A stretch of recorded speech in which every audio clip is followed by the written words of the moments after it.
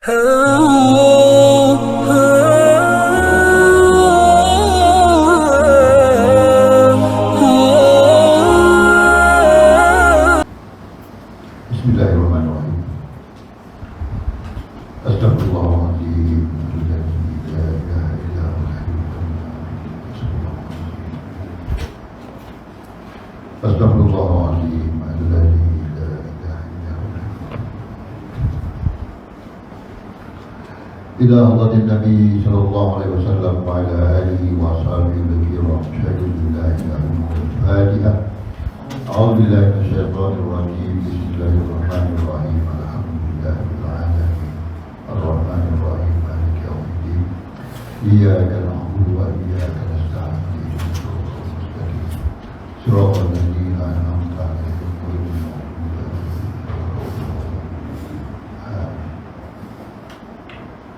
Assalamualaikum warahmatullahi taala wabarakatuh.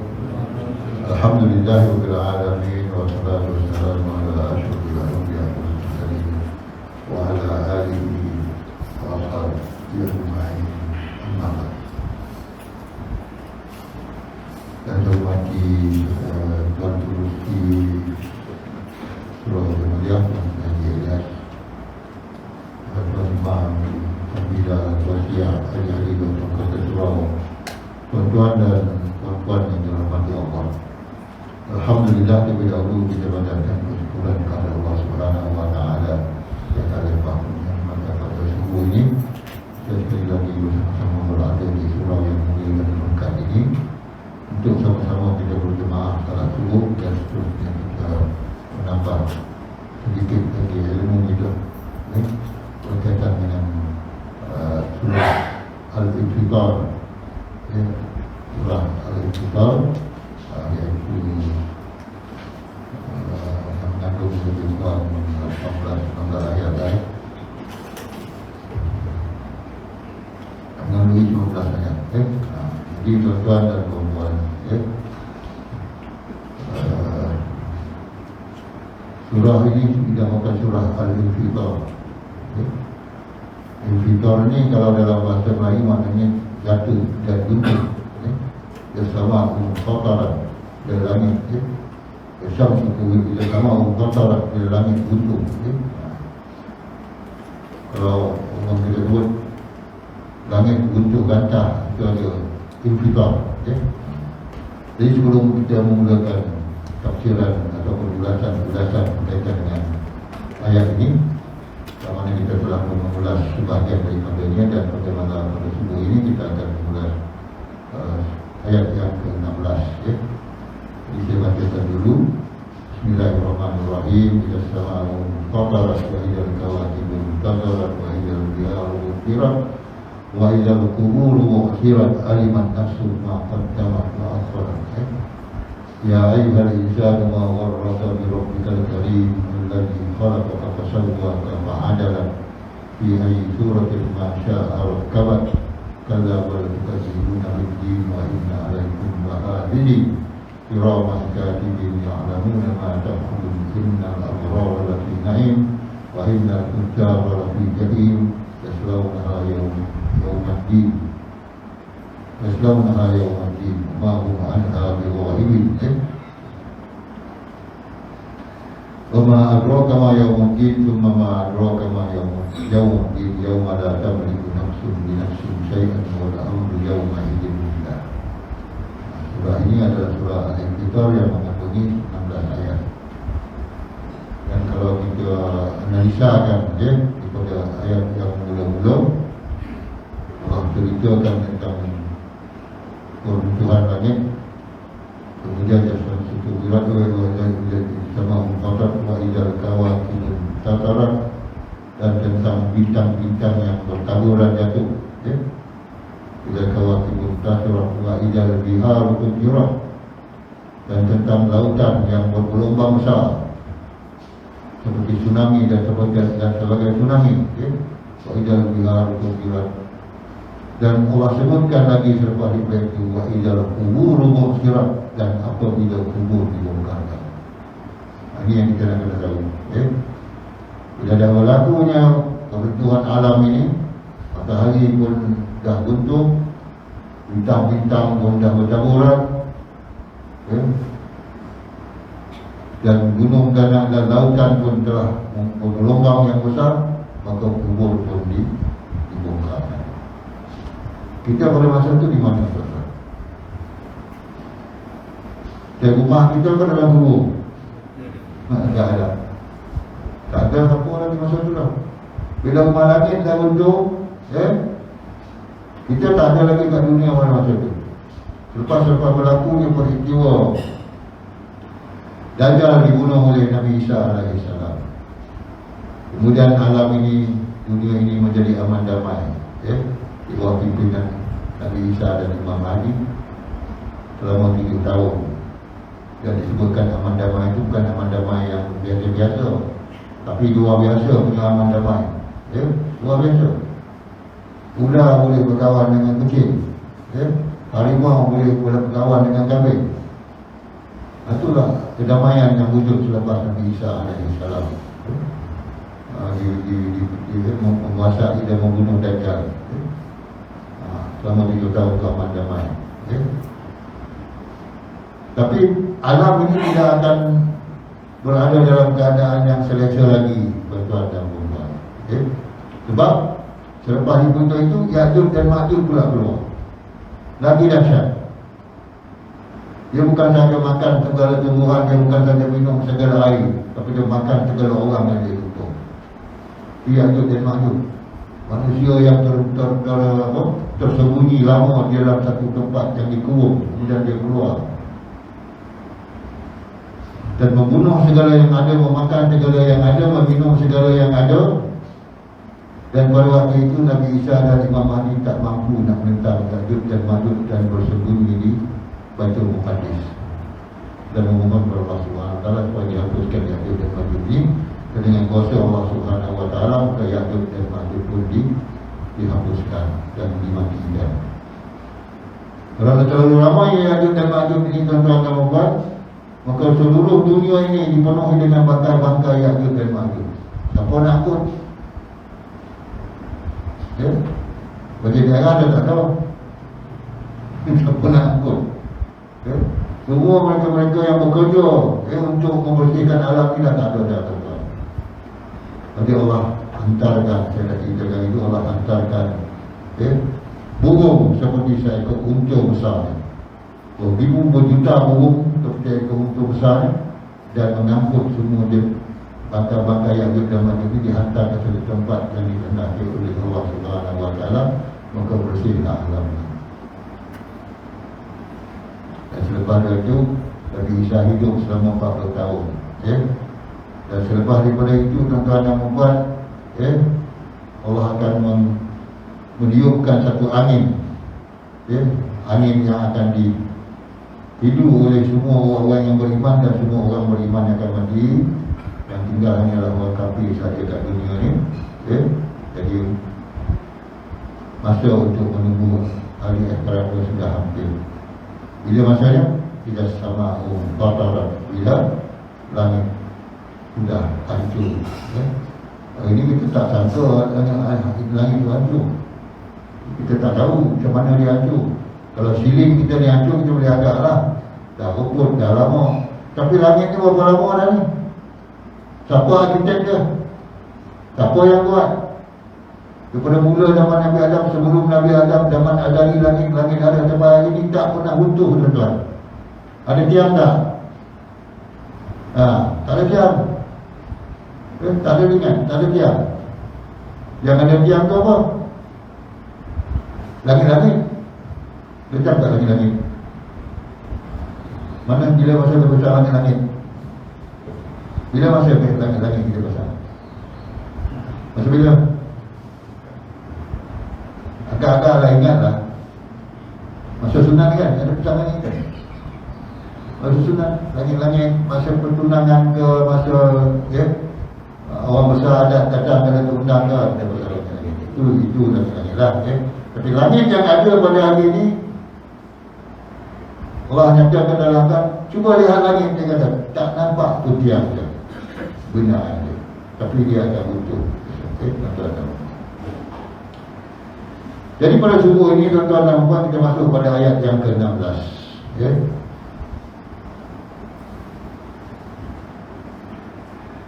Manusia dibagikan kepada dua. Satu yang dipanggil tujar, ya, iaitu manusia yang jahat, ya, yang melakukan berbagai-bagai, ya, berbagai-bagai kejahatan di atas muka bumi ini, ya, iaitu orang-orang yang dipanggil tujar. Dan satu lagi golongan manusia yang dipanggil abrar, iaitu orang yang baik-baik. Kita boleh nilai diri kita. Kita ni orang abrar atau orang tujar. Kalau pula besok tuan-tuan buat, ya, satu parti politik, ini parti politik tujar, ini parti politik abrar, yang buat gaduh lagi. Sebab kita menuduh-nuduh orang, ya. Tapi di akhirat besok ada dua golongan yang Allah akan jadikan makhluk ini. Satu fujar, satu abrar. Orang-orang yang beriman, yang taat pada Allah Subhanahu wa taala, melakukan perintah Allah, menjauhi larangan Allah, maka akan dipanggil sebagai orang-orang yang abrar, orang-orang yang baik. Ya? Sebab itu bila kita meninggal dunia akan dibacakan ayat Quran. Ya ayyuhan nafsul mutmainnah irji'i ila rabbiki radiyatan mardiyah wadkhuli fi ibadi fadkhuli jannati. Wahai jiwa yang tenang dan hening, ya. Irji'i ini kalau bahasa Arabnya irji'i ini kembali kepada muannats, maksudnya irji'i. Ruh kita ini adalah diibaratkan seperti perempuan lah, ruh perempuan, okay? Muannats, perempuan maknanya di segi majazi, di segi majaz ni perempuan lah ruh ni, tetapi sebenarnya ruh sama aja, okay? Sama ada lelaki atau perempuan. Tapi bila dirujuk kepada bahasa Arab, dia tak tahu irji' itu zakarun, lelaki, tapi irji' rujuk kepada perempuan. Ini bahasa lah tuan-tuan, ya. Irji'i ila rabbiki, Tuhan tu ujungnya rabbiki, Tuhan kamu. Ki itu perempuan, bukan Tuhan ke perempuan, tapi rabbiki kepada ruh tadi. Kembalilah kamu kepada Tuhan kamu radiyatan mardiyah, dalam keadaan redha dan diredai. Kita berada bila kita mati, sama ada syukur ataupun tak syukur, redha ataupun tak redha, bila sampai masanya kita akan kembali kepada Allah Subhanahu wa taala. Boleh tak kata tak ada? Boleh tak kata tak ada? Tak boleh, ya? Malahan Rasulullah SAW bila ditawarkan supaya Rasulullah diberikan usia yang panjang, dia selalu kata tak ada. Tak ada hidup lagi. Rasulullah tak ada lagi hidup atas dunia ni. Cukuplah umur Rasulullah berapa tahun? 63 tahun. Kita dah okey dah kan? Ada yang lebih benar-benar pun ada. Ya. Jadi tengah-tengah awal kita kata, dia dapat umur subsidi dah. Ini umur subsidi ni. Tak ada umur subsidi. Mana ada umur subsidi? Baju subsidi ada. Ya. Umur subsidi tak ada. Umur tu adalah sebagai anugerah Allah kepada kita bila kita panjang umur tuan-tuan, supaya kita dapat, ya, menambahkan lagi amal kita. Jangan besok bila dah dapat di akhirat, ya, kita pun mohon kepada Allah Subhanahu wa taala. Walau tara ilal mujrimuna nakisu ru'usihim 'inda rabbihim, ya. Kalau kamu lihat orang-orang yang berdosa, yang jahat, yang fujar tadi, menundukkan kepalanya di hadapan Allah Subhanahu wa taala. Nakisu ru'usihim 'inda rabbihim, ya. Rabbana absarna wa sami'na. Ya Allah, ya Tuhan, kami dah tengok dah dan kami dah dengar dah. Rabbana absarna wa sami'na, dah tengok dah bagaimana azabnya dulu, ya, berhadapan berhadapan dengan suasana akhirat ini pada masyarakat dan sebagainya, ya. Dalam pemeriksaan dalam meniti Siratul Mustaqim dan sebagainya. Dah tengok dah. Wasami'na dan kembali, dan kami dah lihat dan kami dengar dah, dan tengok dan dah dengar dah. Farji'na, kembalikanlah kami ke dunia. Sebab apa nak balik ke dunia? Na'mal salihan, kami nak beramal dengan amalan salih. Inna muqinun, sesungguhnya kami benar-benar yakin. Barulah nak yakin, dah nampak betul-betul depan mata. Di akhirat besok barulah nak yakin, nak balik, nak beramal kat dunia ni. Okay? Apa Allah jawab? Walau syi'na, kalau kami nak, la'ataina kulla nafsin hudaha, kami akan beri setiap orang tu pimpinan, petunjuk kepadanya. Tetapi kata Rasulullah, walakin, kata Allah SWT, walakin haqqal qawlu minni, tetapi sudah menjadi satu hak daripada aku, kewajiban aku, la'amla'anna jahannama minal jinnati wan nasi ajma'in, kami akan penuhkan neraka jahannam itu daripada jin dan manusia. Dah jadi satu keputusan, tak boleh nak tarik balik dah. Walaupun berjuta, bertriliun orang merayu minta balik ke dunia, tak boleh. Sebab tu bila kita diberikan umur yang panjang kat dunia ini, itulah tanda kita nak bersyukur kepada Allah SWT. Jangan minta balik-balik. Kalau besok tak ada nak minta balik-balik lah, Tuhan dah bagi umur yang lebih daripada Rasulullah SAW. Ya? Tuhan dah bagi umur yang lebih daripada Rasulullah SAW, iaitu 63 tahun Rasulullah. Kita dah lebih dah, syukur Alhamdulillah. Jadi yang tadi saya sebutkan bahawa manusia ni akan apa, bila dia disebutkan irji'i ila rabbiki radiyatan mardiyatan wadkhuli fi ibadi, masuklah ke dalam golongan hamba-hambaku yang abrar. Itu yang ucapan yang diucapkan kepada mereka-mereka yang beriman, yang meninggal dunia. Masuklah dalam golongan hamba-Ku yang abrar. Wadkhuli jannati, masuklah dalam syurga. Kalau itu yang kita dapat besok di akhir-akhir hayat kita. Sebab ini didengari juga oleh siapa? Setelah Umar bin Abdul Aziz wafat, meninggal dunia, orang-orang yang ada di filem terdengar suara ini, tuan-tuan. Terdengar suara yang ya ayyuhal nafsul mutmainnah irji'i ila rabbik. Orang ramai dengar suara menyebutkan seperti itu kepada jenazah Umar bin Abdul Aziz. Orang lain dengar. Jenazah Umar Abdul Aziz dah meninggal dunia, dia dah wafat. Orang yang ada di sekelilingnya itu mendengar, sahabat-sahabat dia, anak isteri dia dengar ayat ni. Dan bila mereka mendengar ayat ini seolah-olah dibisikkan ke telinga mereka, mereka yakin bahawa Umar bin Abdul Aziz ini adalah seorang daripada ahli-ahli syurga, tuan-tuan. Jadi kita dapat tahu tak kita ni ahli syurga ataupun ahli neraka. Ada tanda tak pada diri kita. Ini yang kita yang jadikan sesuatu yang kita mencari-cari bagaimana nak jadi ahli syurga, supaya kita besok di akhir hayat kita akan datang seruan seperti ayat Quran yang saya sebutkan tadi. Jadi tuan-tuan dan puan-puan,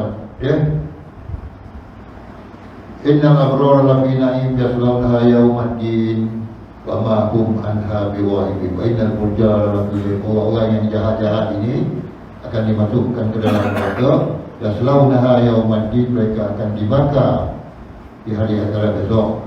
Wa ma hum anha biwahidin, ayat yang ke-16 itu. Dan mereka sekali-kali tidak dapat keluar dari neraka itu. Mahum anha biwahidin, siapa pun tak boleh keluar dari neraka. Siapa yang jaga neraka? Malaikat apa? Malaikat Malik. Malaikat Malik ini tuan-tuan ada satu singgah sana yang di atas neraka tersebut, yang dia boleh melihat seluruh isi neraka.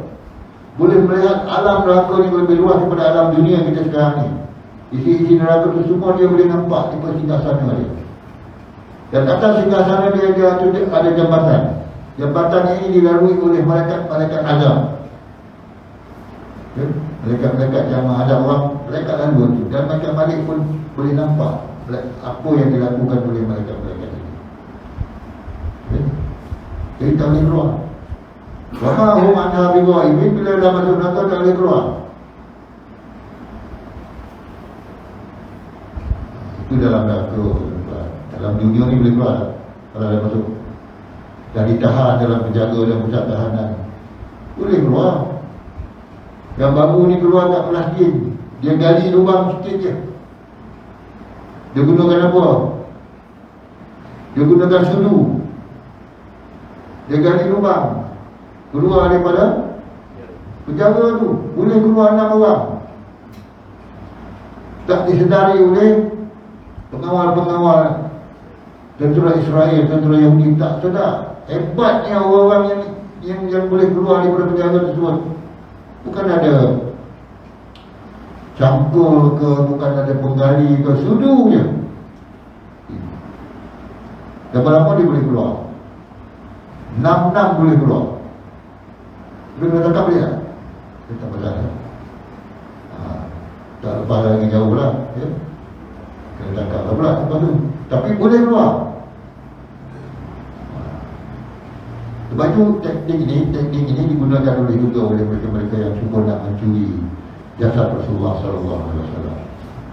Mereka sewa rumah yang berhampir dengan Bandar Madinah dan berhampir dengan Masjid Madinah.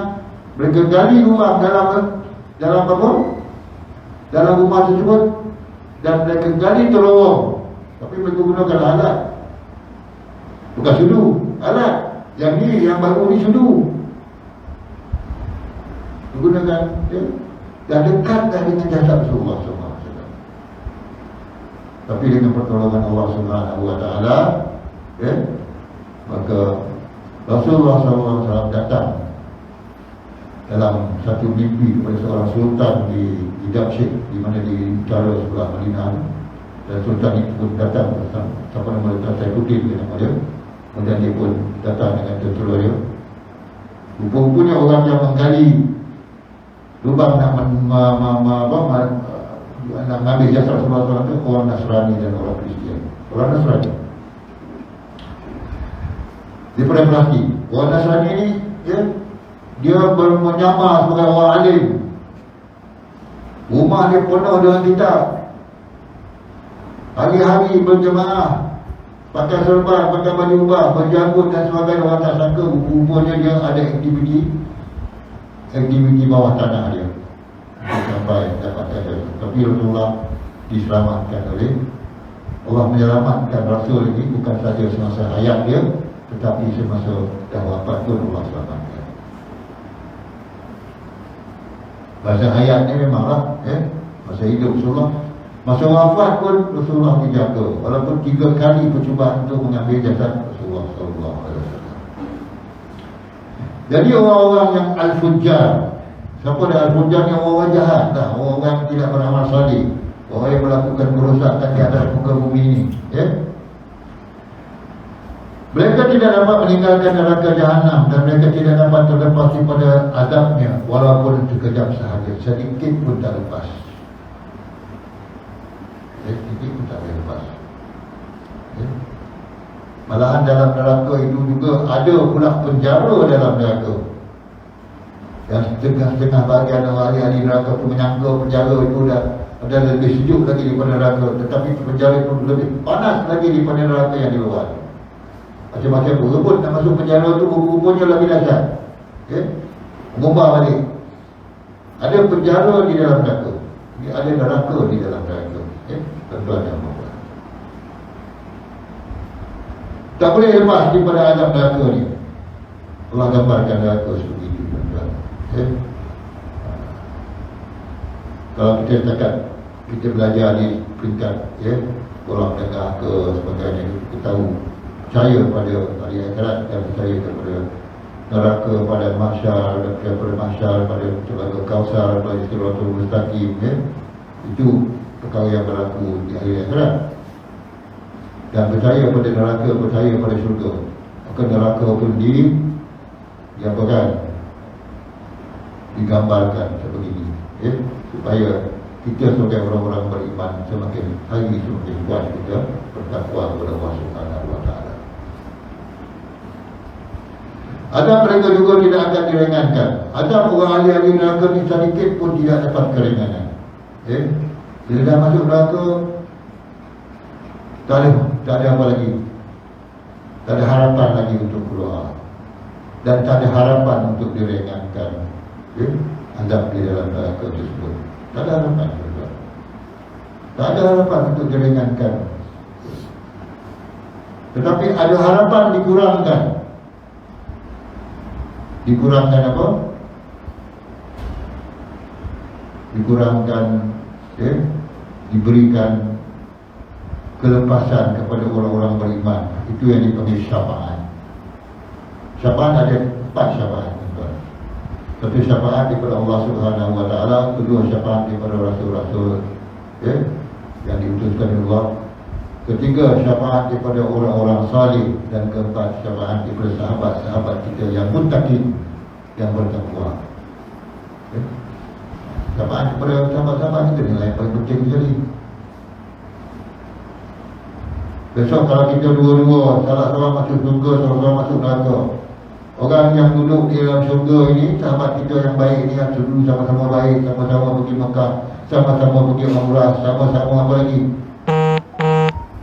sama-sama pergi surau, pergi masjid, sama-sama pengajian, sama-sama baca Quran, sama-sama khatam Quran, dan sama-sama membuat amalan kebajikan. Tak macam mana yang seorang ni masuk surga, seorang ni masuk neraka. Maka yang masuk surga ni akan berjumpa dengan Allah Subhanahu wa Ta'ala, memohon dilepaskan sahabat dia. Itu sahabat-sahabat. Dua itu kita carilah sahabat-sahabat yang baik-baik masa kita hidup kat dunia ni. Janganlah cari sahabat-sahabat yang boleh merosakkan akhlak kita, boleh merosakkan ibadah kita.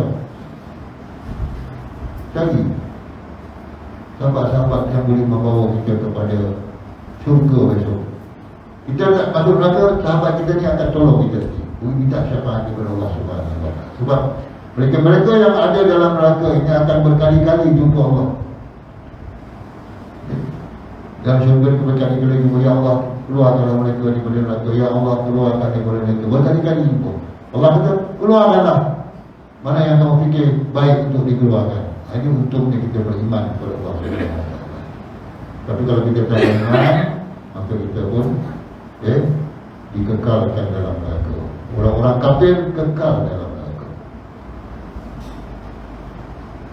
Orang-orang beriman masuk neraka sekejap, mengikut apa banyak jumlah kejahatan yang mereka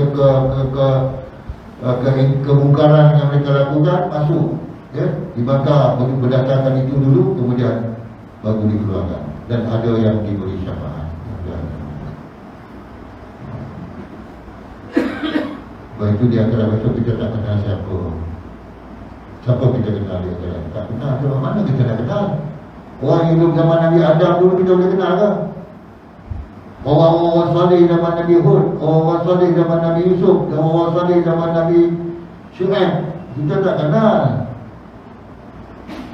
Kalau kita nak kenal, ialah orang-orang salih yang berada bersama-sama kita dalam zaman kita ni. Itu yang kita dapatkan.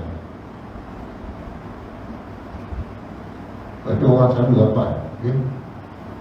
Kalau kalau Allah ni lah Tuhan kalau dengan Tuan Haji Ibrahim tu, ramai orang yang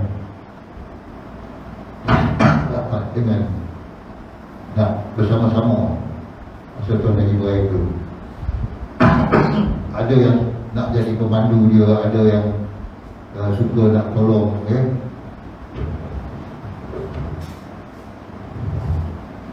Tapi tuan-tuan tahu tak siapa dia Tuan Haji Ibrahim ni? Apa akhlak dia yang terbaik sekali? Akhlak dia yang terbaik sekali, tiap-tiap pagi raya dia akan pergi tiap-tiap rumah dalam kampung Bungeng. Dia pergi jalan. Dia pergi seorang ataupun ada 2-3 orang ikut dia. Amalan ni tak ada pada kita dah. Boleh tak gaya? Pagi-pagi gaya ada bawa anak isteri kita pergi rumah pak saudara, pak long, pak ngah, pak cik. Malah ada anak-anak kita tak kenal pak saudara dia, pak long, sebab kita tak pernah bawa. Sebenarnya itulah yang dipanggil silaturahim. Apa dia silaturahim? Hubungan rahim. Mana kita dari satu keturunan, maka hubungan antara keturunan kita, adik-beradik kita, anak-anak kita, atau memang kita taklah disilahkan. Disilahkan maknanya dieratkan, dihubungkan, jangan diputuskan. Sebab orang yang memutuskan silaturahim ini, dia tak mahu syurga tuan. Jangan diputuskan silaturahim ni. Kalau kita ada keluarga kat kampung, kita ada kat kampung. Kalau balik kampung masa bila je tuan? Ha? Kau cuba? Kau ada buat? Ha? Balik kampung. Sekarang ni kalau kita balik kampung, dia buat tak orang lagi. Jumpa rumah ya tuan, orang-orang semua dah tak ada dah, tinggal sikit je, 2-3 orang. Dia balik kampung, pagi jumpa dia. Orang yang paling buah lagi dalam kampung tu. Lepas tu minggu ni saya dengar dia dah masuk, dah kena stroke pula, dah masuk urat pula.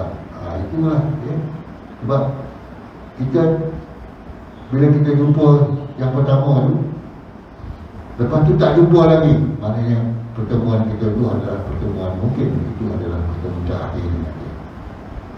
Tapi kita tak tahu siapa yang dulu. Dia apa dulu, kita apa dulu. Dia tentu dah masuk urat, dah stroke, kita belum tahu siapa dulu. Sebab itulah silaturahim ni kena hubungkan dengan beberapa cara. Antaranya yang disarankan oleh agama kita untuk mengeratkan silaturahim ini ialah kita dengan banyak bersedekah kepada keluarga-keluarga yang terdekat. Kalau kita beri sedekah, utamakan keluarga kita dahulu, utamakan ibu bapa kita, adik-beradik kita, sanak saudara kita. Lepas tu kita jauh sikit. Tapi yang penting ialah yang dekat dengan kita, yang susah, yang perlu bantuan dan sebagainya, anak-anak yatim. Itu kita utamakan daripada keluarga kita. Kalau kita nak bersedekah, kita pernah ikut dia punya SOP ni lah. Ada SOP sedekah. SOP dia, utamakan keluarga kita untuk mengeratkan tali silaturahim. Terutama sekali keluarga-keluarga kita yang jauh, ataupun yang tidak berkemampuan daripada kita ke, ataupun yang susah sikit untuk kita ke, Jadi kita utamakan sedekah untuk mereka. Betul tak puan? Jadi neraka ini dijaga oleh malaikat Malik. Dia duduk satu singgah sana di atas neraka tu, dia boleh lihat semua orang. Tak siapa boleh lagi. Malah mereka akan berada selama-lamanya di dalam neraka itu, iaitu orang kafir, sebagaimana firman Allah Subhanahu Wa Taala bermaksud, mereka sekali-kali tidak dapat keluar daripadanya. Surah Al-Baqarah ayat 68. Mereka sekali-kali tidak dapat keluar daripada dalam neraka. Tak ada siapa pun boleh keluar, tuan-tuan. Sebab mereka tak makan apa? Tak makan apa? Tak makan nasi ke, tak makan nasi berani ke, tak makan rasuah. Ke mana nak ada rasuah malaikat? Sebab tu malaikat dijadikan daripada cahaya, dia tak perlu sebab apa yang diperlukan oleh manusia. Tak perlu. Dia melakukan perintah Allah SWT dengan taat, dengan patuhnya. Sebab tu malaikat ini dijadikan dulu saya dan tak perlu seperti apa yang kita perlu. Tak dapat nak kira rasuah. Malaikat yang kiri kanan kita pun tak dapat kira rasuah. Boleh rasuah tak? Kita buat salah, tulis. Kita buat baik pun dia tulis. Tapi tulisan malaikat ni amat detail. Zahir dan batin dia tahu. Kita niat nak buat baik, niat dia baru dapat pahala tak? Baru dapat satu pahala. Niat nak buat jahat, belum ditulis lagi, mereka tak tulis lagi. Niat buat baik ditulis, baru niat dah dapat satu pahala. Jadi itulah, ya, apa yang Allah kurniakan kepada orang-orang beriman ni, terutama umat Nabi Muhammad ni, niat dia dapat pahala. Di keuntungan kita dalam umat Muhammad ni cukup banyak, tuan. Satu huruf Al-Quran akan digandakan pahalanya 10 kali ganda. Saya dah banyak kali sebut, ya. Kalau kita baca Fatihah satu hari 17 kali, kita satu Fatihah tu ada 156 huruf, 156 huruf kali 10, 1560 kali 17. Macam itulah banyaknya pahala kita dapat setiap hari kalau kita ikhlas, ya. Jadi masa kita singkat, sebab itu umur umat Muhammad ni 60 hingga 70, tapi ibadahnya digandakan pahala. Kita ibadah, kita digandakan pahala. Umat-umat dahulu umur dia panjang, tapi setiap satu amal salih yang dia buat satu saja pahala. Itu ada yang digandakan oleh Allah, ya. Pergi Masjidil Haram sembahyang jemaah, satu waktu kita dapat 100,000 kali ganda pahala.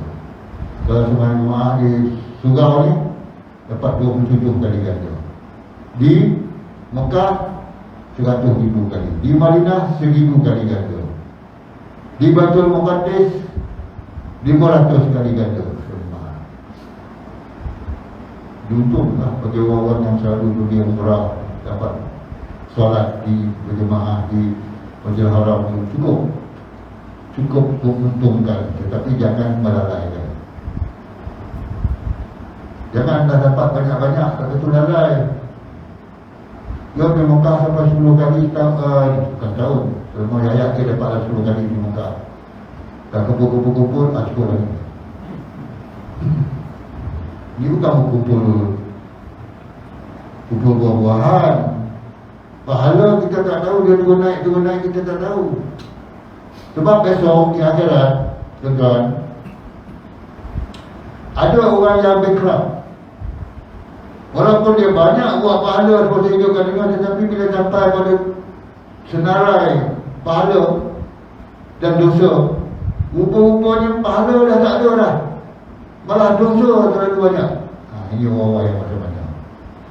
Sebab tu kita jangan buat kezaliman dalam dunia ni.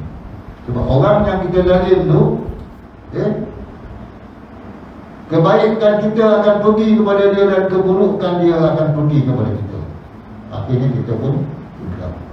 Pun kita buat seorang kezaliman, kadang-kadang kita buat sampai ramai sepanjang ayat kita umur 60 tahun, kita kerja umur 50 tahun. Banyak orang-orang yang kita zalimi dia, ya. Semuanya itu dosa-dosa dia akan pergi pada kita, pahala-pahala dia kita. Walaupun kita banyak melakukan ibadah yang banyak-banyak baik-baik, tetapi pahala kita pergi pada dia. Itu yang dikatakan oleh Rasulullah, orang ini akan jadi bankrupt di akhirat esok. Itu kita lakukan perkara-perkara yang tidak, ya, menzalimi orang lain sebab kita takut pahala kita besok pergi pada dia. Kita puasa sunat banyak, kita baca Quran banyak, kita berzikir banyak, hubung-hubungnya kita buat untuk siapa? Untuk orang lain yang kita zalimi. Jadi masa kita habis begitu sahaja, tuan-tuan dan puan-puan, ya. Jadi kita jaga amalan-amalan kita itu, ya, sehinggalah sampai nanti kita dipanggil oleh Allah Subhanahu Wa Taala. Allah akan panggil semuanya dalam satu keadaan yang Allah sebutkan hari akhirat. Dan bila sudah berlakunya keruntuhan alam ini, maka tahulah kita bahawa kita akan berhadapan dengan Allah Subhanahu Wa Taala. Kita akan berhadapan dengan Allah. As-sama'u fatarat wa idal kawakibu tatarat wa idal rukujirat wa idal kuburu mu'jirat. Tahulah kita, ya, bila alam tidak runtuh, maka kiamat pun akan berlaku. Hari ini di dunia heboh, tanda-tanda dunia kiamat, tanda-tanda dunia kiamat. Ada pula yang mimpi dunia nak kiamat, macam-macam juga. Tapi selagi belum utuh lagi ni, belum laku kiamat ini. Ya? Belum jatuh bintang-bintang ke bawah, belum berlaku kiamat lagi. Tanda-tanda memang banyak, tetapi kiamat belum berlaku. Itulah tuan-tuan dan puan, surah Al-Infitar ni, ya? Ada banyak perkara yang kita nak dapatkan pengajaran darinya, ya? Antara pengajaran yang kita perlu dapat. Kalau tanya balik pada manusia ni, ya ayuhal insan, ma warraka bi rabbikal karim. Wahai manusia, kenapa kamu meremeh-remehkan, ya? Allah yang mulia, yang maha mulia, yang Allah yang mulia, yang menjadikan kamu ni begitu beremeh-remehkan hukum hakam dia. Awarraka bi rabbikal karim alladzi khalaqaka fasawwaka fa'adala. Yang telah mencipta kamu dan fasawwaka fa'adala, dan menjadikan kamu, ya, makhluk yang sempurna dan sebagainya. Jadi dah cukup dah masa rendah, ya. Ini pun gambar kita ada. Ada kan? Kita tunggu dulu tuan dan puan. Mudah-mudahan Allah SWT memberkati kita dan menggunakan topik kita. Bismillahirrahmanirrahim.